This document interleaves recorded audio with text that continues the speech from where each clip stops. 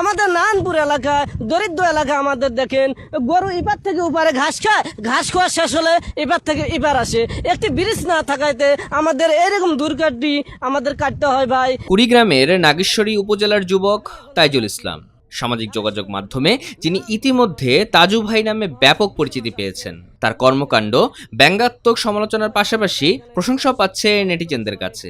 এখানে রাস্তাঘাট এমন বাজার ঘাট দেখেন আপনার অবস্থা।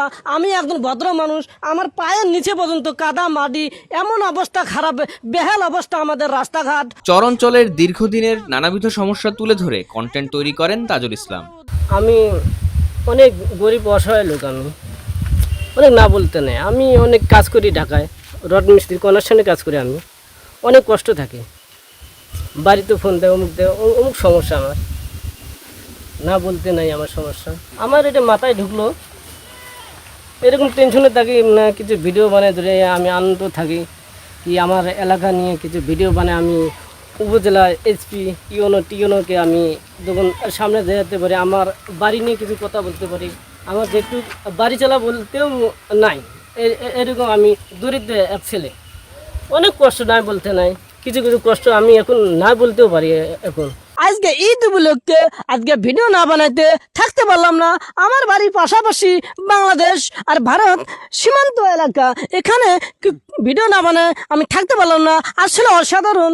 আপনাদের কেমন লাগতেছে? ভালো লাগতেছে। আপনি একটু সাংবাদিককে উপরে তোলেন। অসাধারণ। আজকে ভিডিও আমি করতেছি, দেখেন ভাই, আজকে ভারত বাংলা ভিডিও বানাবো দেখি আমি লাগাল ভাইনের দিকে দেখেন আমাকে একজন ঘাড়ত নেওয়া হয়েছে। তবে সাম্প্রতিক সময়ে তার এসব ভিডিও সাংবাদিকতার নীতিতে পড়ে কিনা সেই বিষয়টি নিয়ে বিভিন্ন মহলে প্রশ্ন ওঠে।